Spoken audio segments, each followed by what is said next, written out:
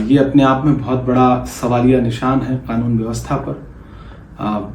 मेरा ख्याल है कि भाजपा शासित राज्य, खुद गृह मंत्री देवेंद्र फडणवीस जी और अजीत पवार जी के गुट के नेता दिन दहाड़े हत्या, मुझे लगता है कि अगर सत्ता से जुड़े हुए नेता और सरकार अपने नेताओं को सुरक्षित रख पाने में सक्षम नहीं है, तो फिर मुंबई में सुरक्षित कौन है, महाराष्ट्र में सुरक्षित कौन है, देश में सुरक्षित कौन है? ये बहुत हतप्रभ करने वाली घटना है। हम सब बहुत शॉक्ड हैं और बाबा सिद्दीकी का जाना एक हंसते मुस्कुराते नेता का चला जाना है। हमारी संवेदनाएं उनके परिवार के साथ हैं। इस दुख की घड़ी में हम उनके बेटे जीशान सिद्दीकी और उनके परिवार के साथ खड़े हैं।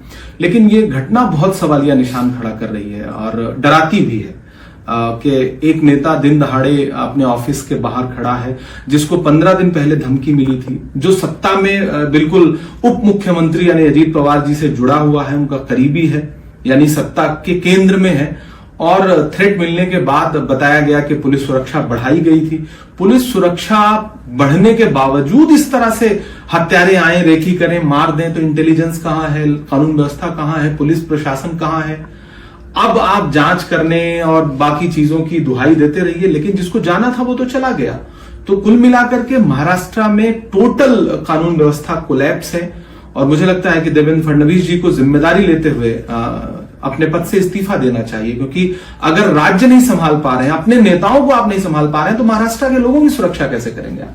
सर, आखिरी महत्वपूर्ण सवाल आपसे पूछना चाहूंगा कि किस तरीके से आप लॉ एंड ऑर्डर पे तो बात कर ही रहे हैं, लेकिन कितना जो है चौंकाने वाली घटना लगती है कि सुरक्षा बढ़ाई जाती है, थ्रेट मिलता है, उसके बावजूद ऐसी घटना हो रही है।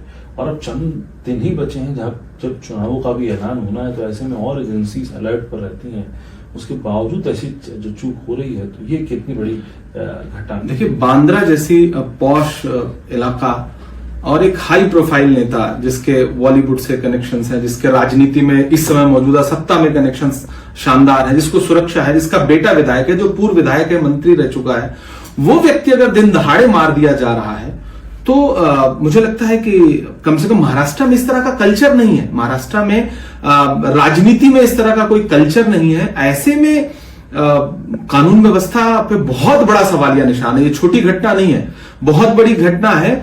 और मुझे लगता है कि ये इसी घटना के साथ महाराष्ट्र के चुनाव का आगाज भी सरकार करवा रही है। मतलब बहुत बड़ा सवालिया निशान है ये। मैं खुद बहुत हैरत में हूं।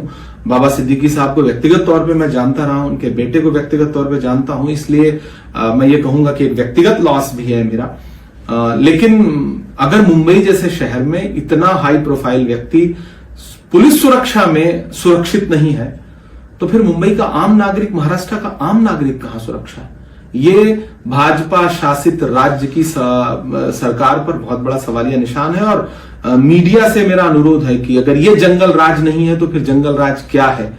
क्या सिर्फ भाजपा शासित गैर राज्य जो हैं, जहां भाजपा की सरकारें नहीं हैं, वहां की घटनाएं ही जंगल राज में आती हैं? क्या भाजपा शासित राज्यों की घटनाएं जंगल राज में नहीं आती? जिस तरह से गाड़ी पे ताबड़तोड़ फायरिंग की गई है और हॉस्पिटल पहुंचते पहुंचते जो हम लोगों के पास इनपुट है कि बॉडी ने रिएक्ट करना बंद कर दिया था, इतनी बड़ी घटना पे सरकार क्या कहेगी, क्या मानेगी? क्या कानून व्यवस्था पूरी तरह से फेल नहीं है? बहुत दुखद है, हम सब बहुत दुखी हैं इस घटना से। शुक्रिया।